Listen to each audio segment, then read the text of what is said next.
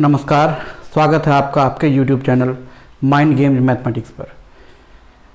पिछले video average and allegation basic part 1 में हमने बात की थी कि एवरेज क्या है और एलिगेशन क्या है, कैसे इजीली हम लोग एवरेज निकालते हैं, उसके बारे में। जिन्होंने हम इसका पिछला वीडियो नहीं देखा है, लिंक नीचे डिस्क्रिप्शन में शेयर किया गया है, आप उसे खोल कर देखें और लाभ लें ताकि ये वीडियो आपको अच्छी तरह से समझ में आए। इसमें हम लोग आगे उससे बात करेंगे। पिछले वीडियो में हम लोगों ने बात की थी average of ungroup data with frequency and without frequency. Without frequency वाले डाटा की बात हमने की थी, आप देख सकते हैं वहाँ कैसे हम लोग एवरेज निकालते हैं इजीली, वो भी हम आप देख सकते हैं वहाँ। विथ फ्रीक्वेंसी वाले की भी बात हमने की थी। यहाँ आज दोबारा बात करेंगे जो अनग्रुप डाटा विथ फ्रीक्वेंसी, जहाँ बारंबारता की बात होती है, उसी को हम लोग वेटेड मीन या भारित माध्य के नाम से जानते हैं, है ना।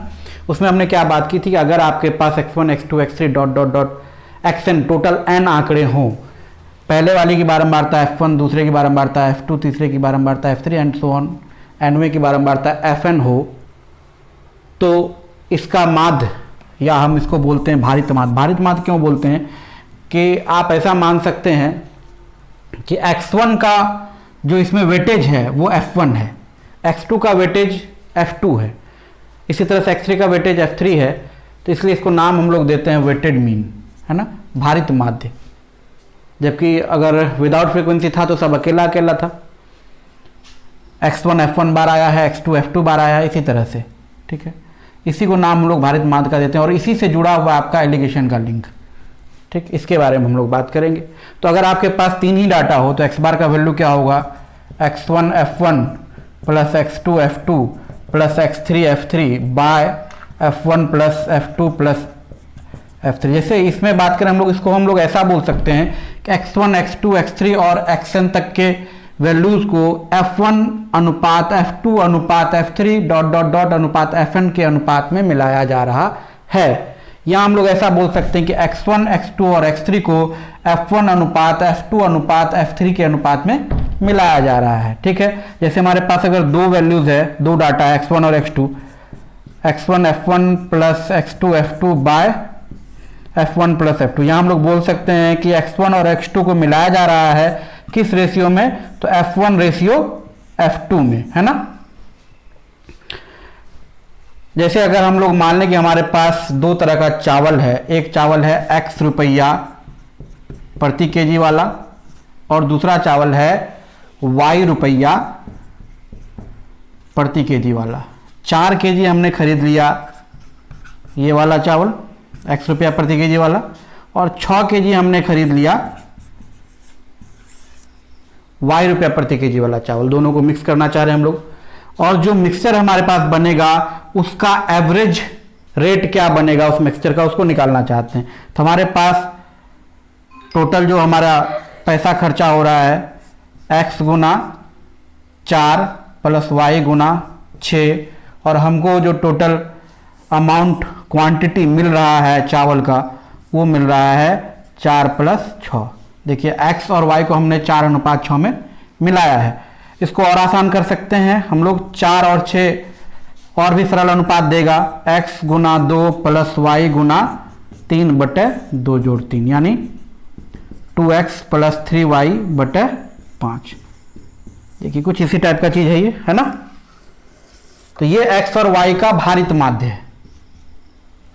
x का वेटेज 4 था, y का वेटेज 6 था, दोनों को उनके वेटेज के रेशियो में हमने मिक्स किया और हमारे पास ये एवरेज आ गया, वेटेड मीन आ गया, वेटेड एवरेज आ गया, भारित माध्य आ गया।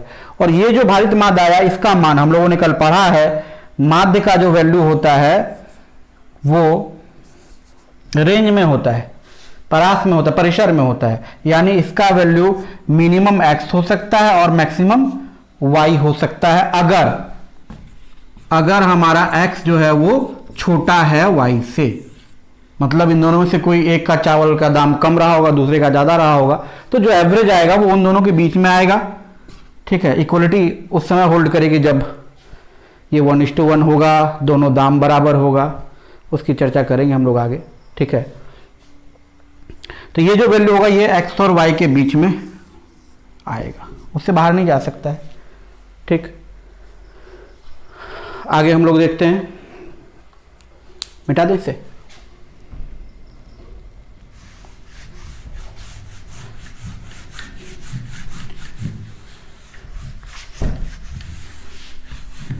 अब जैसे कि हमें यहाँ रेशियो मालूम था, हमने उस रेशियो में मिला दिया और जो हमारा माध्य निकालने का सरलतम तरीका था, जो बेसिक तरीका था सॉरी, उससे हमने माध्य निकाल दिया। लेकिन अगर आपको ये माध्य ही पता हो पहले से और आपको रेशियो निकालने के लिए कहा जाए कि x रुपया प्रति केजी वाला चावल और y रुपया प्रति केजी वाला चावल दोनों को मिक्स किया जा रहा है और जो मिक्सचर आ रहा है उस मिक्सचर का दाम आ रहा है z रुपया प्रति केजी, तो इन दोनों को किस रेशियो में मिक्स किया गया होगा?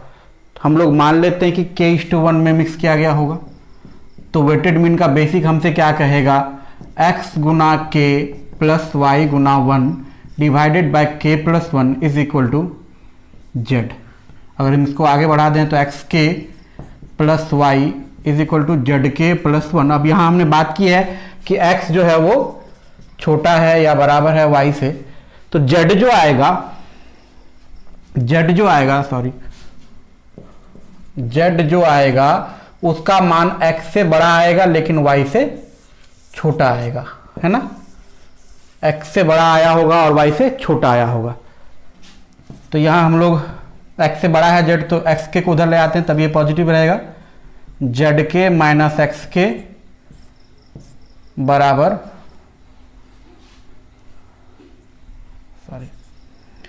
y minus z। ठीक है, तो k कॉमन ले लें तो k का वैल्यू कितना आ जाएगा? k का वैल्यू आ जाएगा y माइनस जेड बटे z माइनस एक्स, ये आ जाएगा, है ना? कोई डाउट यहां तक किसी को?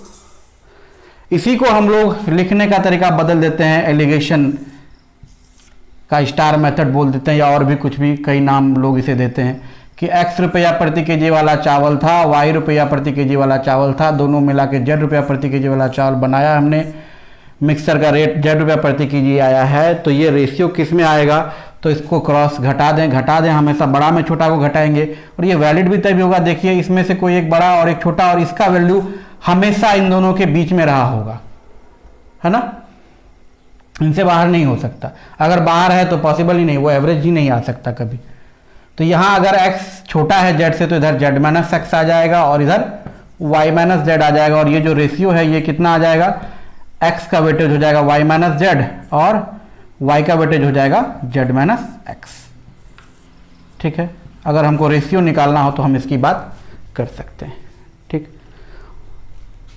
ये तरीका हम लोग एलिगेशन में इस्तेमाल करते हैं। तो एलिगेशन है तब जब वेटेड मीन है, भारित माध्य है ना? बिना उसके नहीं है। आगे बात करें हम लोग, चलिए एग्जाम्पल के थ्रू देखते हैं। इसको मिटा दें, ये सब मिटा देते हैं। हमारे पास 2 चावल था,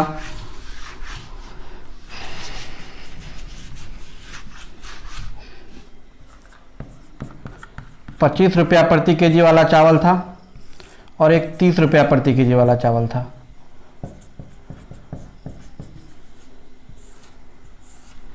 हमने इसको मिक्स किया है 2:3 में।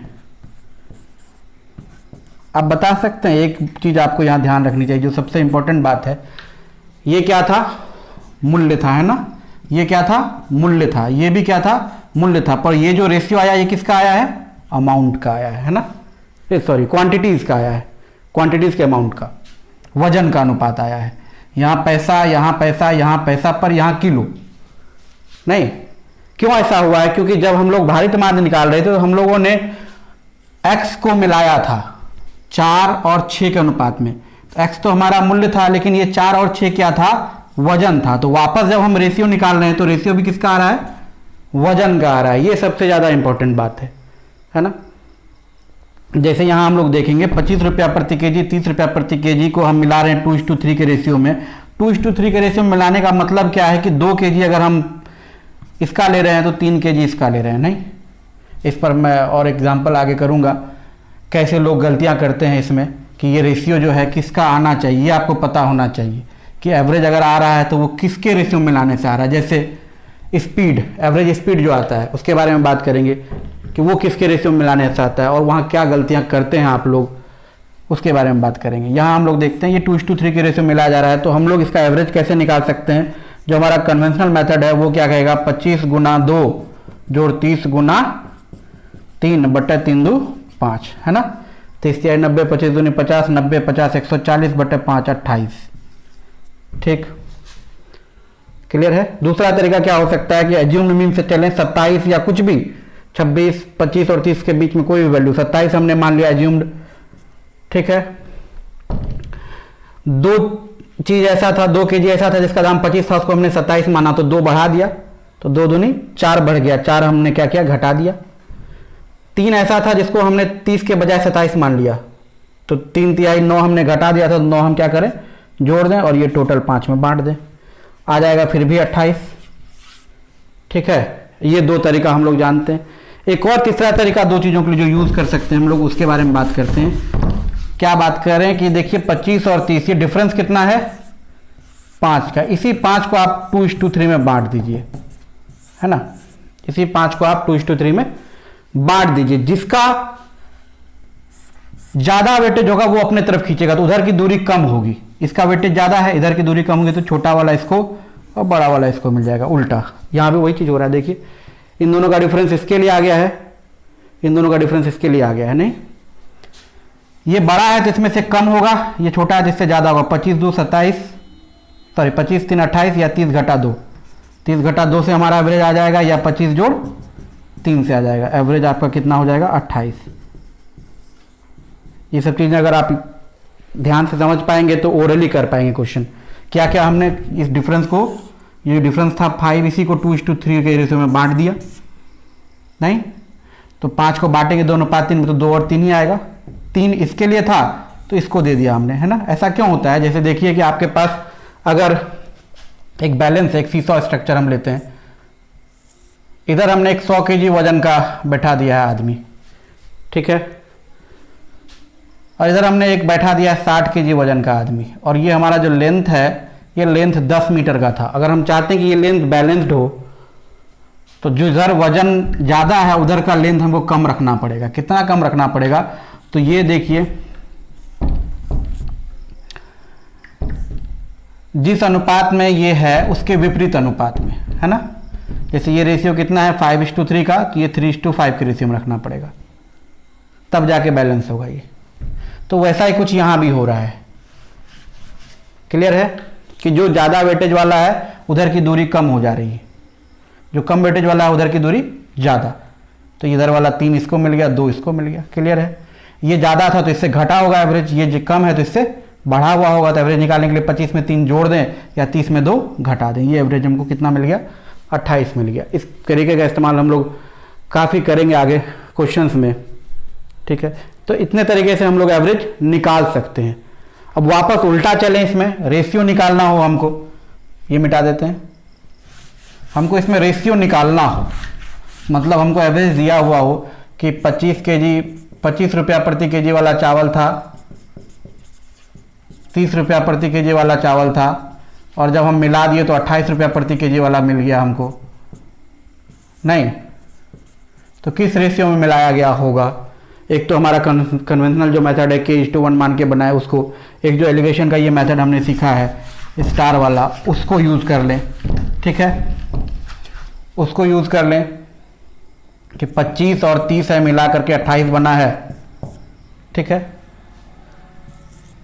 तो ये डिफरेंस कितना है 3 और ये डिफरेंस कितना है 2, तो रेशियो कितना रहेगा 2:3 का। क्लियर, कोई दिक्कत नहीं है। ये यही चीज़ें देखिए यहाँ से भी दिख रहा है आपको, डिफरेंस उल्टा हो गया, इधर का डिफरेंस इसको मिला है, इधर का डिफरेंस इसको मिला है। या एक और चीज़ हम लोग देखेंगे जिसका इस्तेमाल आगे हम लोग करेंगे, उसको सीखिए कि हम 30 का वेटेज निकालना चाहते हैं तो सबको 25 मान लेते हैं। नहीं,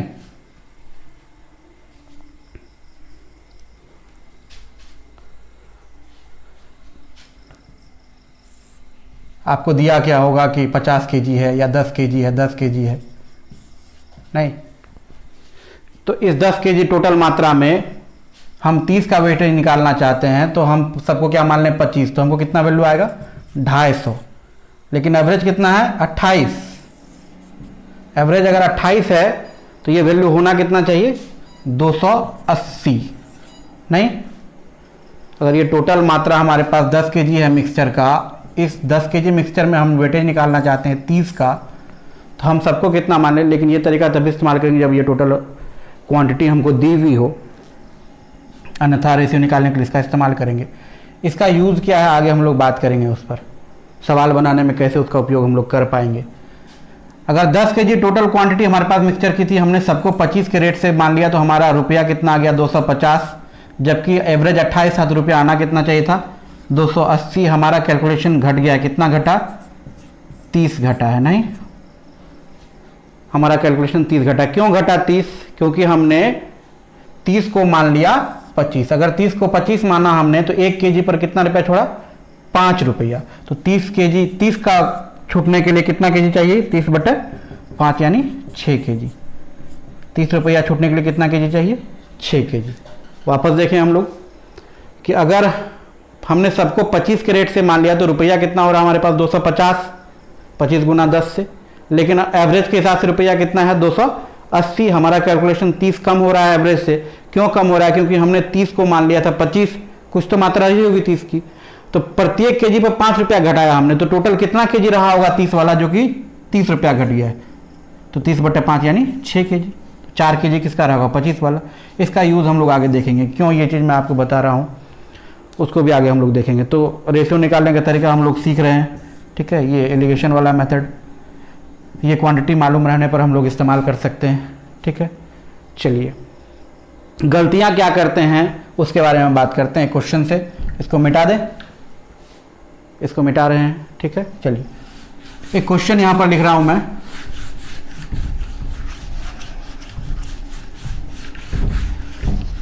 कि एक व्यक्ति 10 घंटे में कुल 188 किलोमीटर की दूरी तय करता है।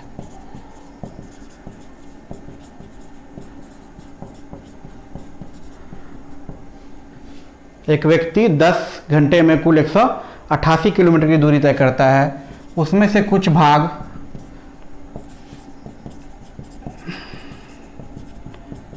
वह पैदल 8 किलोमीटर प्रति घंटा की चाल से और शेष मोपेड द्वारा 35 किलोमीटर प्रति घंटा की चाल से चलता है।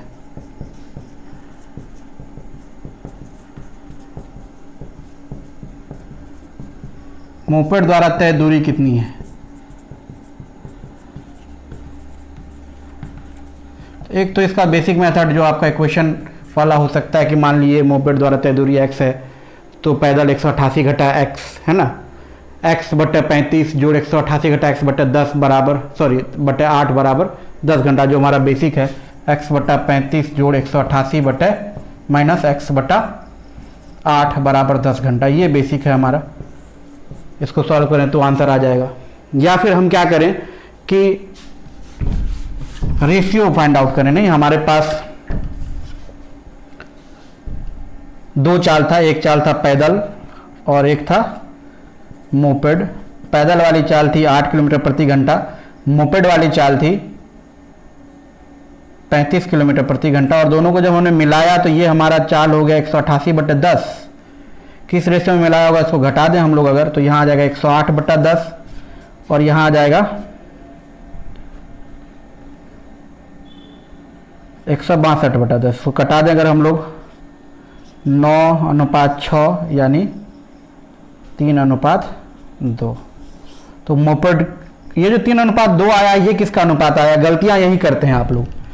बहुत लोग इसी 3:2 को अनुपात समझते हैं डिस्टेंस का, और 188 को 3:2 में बांट देते हैं और आपका आंसर गलत हो जाता है। जबकि अगर हम जानना चाहें ये रेशियो किस चीज़ का है, तो उसके लिए हमको जानना पड़ेगा एवरेज वेलोसिटी या एवरेज स्पीड कहाँ से आता है।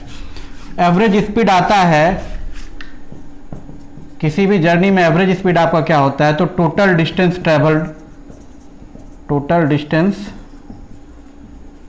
Travelled by total time taken, ठीक है। मतलब अगर दो जर्नी हमारे पास है, एक में चाल v1 और टाइम t1 लग रहा था, दूसरे में चाल v2 और टाइम t2 लग रहा था, तो आपके पास यहाँ वाला डिस्टेंस हो जाएगा V1 T1, यहाँ वाला डिस्टेंस हो जाएगा V2 T2 by total time T1 plus T2। ये आपका V आ गया, नहीं एवरेज वेलोसिटी आ गया। क्या किया है इसमें हमने, V1 और V2 को मिलाया है, किस रेशियो में, T1 और T2 के रेशियो में। मतलब स्पीड्स को टाइम के रेस्पेक्ट में रेशियो में मिलाने से जो आता है वही आता है हमारा एवरेज स्पीड। तो ये जो एवरेज स्पीड आया होगा इन दोनों स्पीड्स को टाइम के रेशियो में मिलाने से आया होगा। तो वापस जो रेशियो आ रहा है वो किसका रेशियो आ रहा है, टाइम का। तो टाइम को इस रेशियो में बांटेंगे, न कि डिस्टेंस को। काफी सारी किताबों में भी ऐसा किया कर दिया जाता है कि 188 को 3:2 में बांट दिया, फिर आंसर गलत हो जाता है। आप इसको सॉल्व कीजिएगा और उधर से जो आंसर आएगा दोनों डिफर हो जाएगा, ठीक है, सेटिस्फाई भी नहीं करेगा आपके कंडीशंस को, क्वेश्चंस को। टाइम को यहाँ हम लोग बांट दें, मोपेड द्वारा लिया गया समय कितना हो जाएगा, मोपेड द्वारा लिया गया समय हो जाएगा आपके पास 10 घंटा को बांट दें 3:2 में, 10/5 गुना 2 यानी 4 घंटा। तो मोपेड द्वारा तय दूरी कितनी हो जाएगी, मोपेड द्वारा तय दूरी हो जाएगी हमारे पास 35 गुना 4 यानी 140 किलोमीटर। क्लियर है। अब इसको ओरली अगर हम लोग करना चाहें तो अभी जो हमने बात की थी, हमको मोपेड का टाइम निकालना है तो हम सबको क्या मान लें, पैदल मान लें। तो ये 10 घंटा। अच्छा एक चीज़ और, यहाँ जो ये आप लगाया है आपने एलिगेशन, ये एलिगेशन टोटल डिस्टेंस पर भी लगा सकते थे पूरे 10 घंटा के लिए। 80 और 35 से अगर 10 घंटा के लिए चलेंगे तो 350 है ना, और टोटल डिस्टेंस 188। और ये जो डिफरेंस आएगा यहाँ कितना आ जाएगा 108, यहाँ आ जाएगा 162, ये रेशियो भी आ जाएगा आपके पास 3:2। ऐसा भी कर सकते हैं। यहाँ 1 घंटे वाले दूरी पर लगाया था, यहाँ 10 घंटे वाले दूरी पर लगा दिया। वही काम ओरली करेंगे हम लोग। अगर हम लोग मोपेड का टाइम निकालना चाहते हैं तो टोटल समय के लिए उसको पैदल चला दें। 10 घंटा अगर पैदल चलेगा तो 80 किलोमीटर की दूरी तय करेगा, लेकिन यहाँ दूरी कितना 188। हमारा कैलकुलेशन उससे कम आया, कितना कम आया 108। क्यों कम आया, क्योंकि कुछ समय ऐसा था जिसमें 35 के बजाय हमने मान लिया था 8, 27 घटा दिया था, है ना। कुछ घंटा ऐसा था जिसमें प्रत्येक घंटा के लिए 27 का कमी कर दिया था। तो 108 का कमी के लिए कितना घंटा ऐसा होना चाहिए, तो 108 भागा 27, 4 घंटा आ गया तुरंत मोपेड का टाइम। क्लियर है सबको। फिर से देखें कि अगर हमको मोपेड का टाइम निकालना है तो हम पूरे समय के लिए उसको पैदल चला दें। दूरी कितनी तय हो गई 80, जबकि दूरी दी हुई कितनी है 188। दूरी कम तय हुआ, क्यों कम तय हुआ, क्योंकि कुछ समय जिसके लिए हमको मोपेड से 35 के चाल से चलना था उतने समय के लिए हमने 8 के चाल से चला, यानी 27 प्रति घंटा कम चला है। तो 108 कम चला, कितने घंटे के लिए, तो 108 भागा 27, 4 घंटा। अगर हमको दूरी निकालनी हो तो 35 गुना 4 यानी 140 किलोमीटर। क्लियर है, कोई दिक्कत नहीं है। और सवाल करते हैं इस तरीके का जो इस कंसेप्ट पर किया जा सकता है। आगे चलते हैं। एक सवाल जो जनरली आप लोग करते हैं, मुर्गी बकरी वाला। किसान के पास कुल मुर्गियां प्लस बकरियां 240 है, 240 सिर हो गया मतलब, और कुल पैर है कितना 640। तो मुर्गियों की संख्या कितनी है। यहाँ भी अगर आप लोग बेसिक्स पर बनाना चाहें तो मुर्गी को 2 पैर, अगर x मुर्गी और y बकरी मान लें तो 2x plus 4y is equal to 640, x plus y is equal to 240। इसको सॉल्व करने से हमारा आंसर आएगा। पर इधर हम जाना नहीं चाहते हैं तो यूज़ कर सकते हैं एलिगेशन हम लोग की। 240 सिर था हमारे पास, 2 पैर वालों के से टोटल पैर कितना आएगा 240 गुना 2 480 मुर्गी का। बकरी का 4 पैर 24 के 96 960 मिला दिए तो 640 होना चाहिए पैर। घटा दें इधर, देखिए कितना आ जाएगा, इधर 160 आ जाएगा, इधर कितना आ जाएगा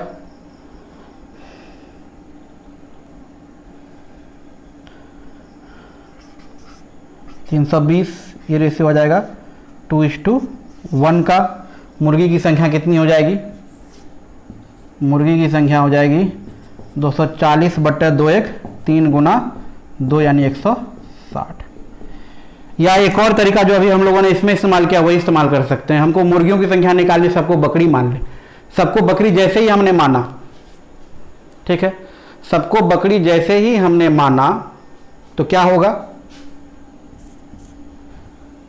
टोटल पैर हमारे पास कितना आ जाएगा 960, जबकि पैर हमारे पास कितना है 640। हमारा कैलकुलेशन ज़्यादा हो गया, कितना ज़्यादा हो गया 320। 960 घटा 640 320। 320 ज़्यादा क्यों हुआ, क्योंकि हमने मुर्गी का भी 2-2 पैर एक्स्ट्रा, सबका 4-4 पैर के लिया, तो जितनी मुर्गियाँ थी सब में 2-2 पैर बढ़ा दिया। तो 320 पैर बढ़ा तो कितनी मुर्गी रही होगी 160। ओरली आप कर सकते हैं तुरंत। अगर हमको मुर्गियों की संख्या निकालनी है, सबको क्या मान लें, बकरी मान लें। सबको बकरी मान लें तो 240 सिर है, प्रत्येक बकरी का 4-4 पैर, 960 पैर आएगा। 960 के जगह हमको टोटल पैर 640 दिया हुआ था, हमारी गिनती बढ़ गई। कितनी बढ़ी, 960 घटा 640 320। क्यों बढ़ी, क्योंकि जितनी मुर्गियाँ थी सबका 2-2 पैर एक्स्ट्रा गिन रहे थे। तो कितनी मुर्गियाँ रही होगी 320/2 160। एक और क्वेश्चन करते हैं हम लोग, बड़ा ही अच्छा क्वेश्चन, इसको मिटा दें। चलिए, इसको जरूर ध्यान रखिएगा, ऐसी गलती आप मत कीजिएगा। 188 को नहीं बांट देना है। एक परीक्षा में 140 प्रश्न हल करता है कोई बच्चा, हल किया जाता है।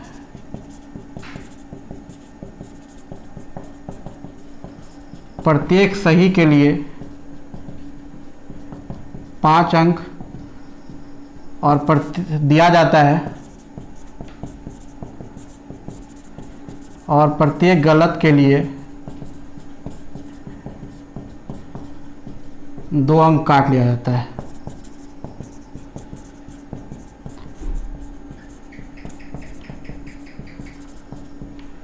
यदि कुल अंक 350 हो तो सही प्रश्न, सही उत्तर कितने थे। देखिए ध्यान से, बेसिक तो हमारा वही है कि x सही y गलत मान लें उस तरह से इक्वेशन से। एलिगेशन अगर हम लगाना चाहें तो हमारे पास 140 प्रश्न है, सबको सही मान लें तो 700 नंबर हमको आना चाहिए, सबको गलत मान लें तो -280 आना चाहिए सही गलत। जबकि दोनों को मिला दिया हमने तो एवरेज हमारे पास कितना अंक आया है 350। ये रेशियो कितना आ जाएगा, इधर डिफरेंस आ जाएगा 350। 350 घटा 280 जुट जाएगा ये 630। तो आपके पास रेशियो आ जाएगा कितना 963, 7×5 35, 9:5, 9×5 14। बांट दें 140 को इस रेशियो में तो 90 और 50, 90 सही 50 गलत। या फिर ऐसा समझे हम सबको गलत मान लिया, हमने सबको गलत मान लिया अगर हमने, तो टोटल अंक हमारे पास आ गया 280 नेगेटिव, जबकि यहाँ हमारे पास टोटल अंक है 350। तो हमारा कैलकुलेशन घटा, कितना घटा, तो 350 माइनस -280। क्यों घटा, क्योंकि हमने सही को भी गलत मान लिया। एक सही को गलत मानते हैं तो उस पर हमको 5 अंक आने वाला था, वो तो छूट ही गया, और 2 अंक निगेटिव भी चला गया, यानी 7 अंक टोटल छूट गया। तो ये आपका वैल्यू आ गया 630/7 यानी 90। क्लियर है, कोई दिक्कत नहीं है। चलिए एक और बड़ा ही अच्छा क्वेश्चन करते हैं।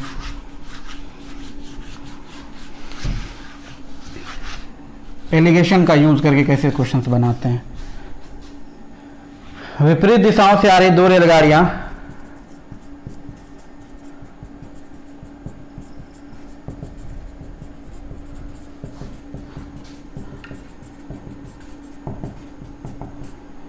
प्लेटफॉर्म पर खड़े एक व्यक्ति को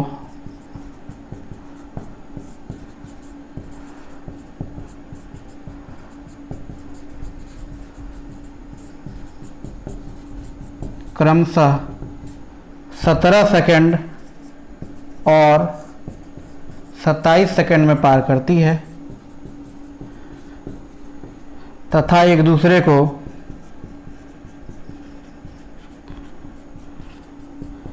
23 सेकंड में पार कर जाती है।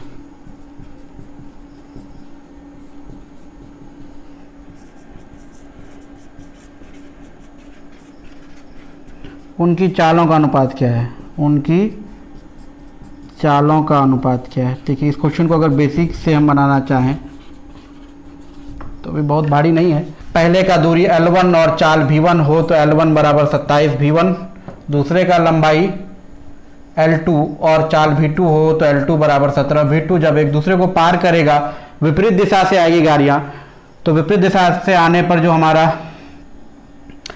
रिलेटिव वेलोसिटी, रिलेटिव स्पीड हो जाता है, वो जुड़ जाता है ना, V1 प्लस V2, और टोटल जो डिस्टेंस तय होगा वो दोनों की लंबाई का योग L1 प्लस L2। ये आपके पास टाइम आ जाएगा, यानी 27 V1 plus 17 V2 divided by V1 plus V2।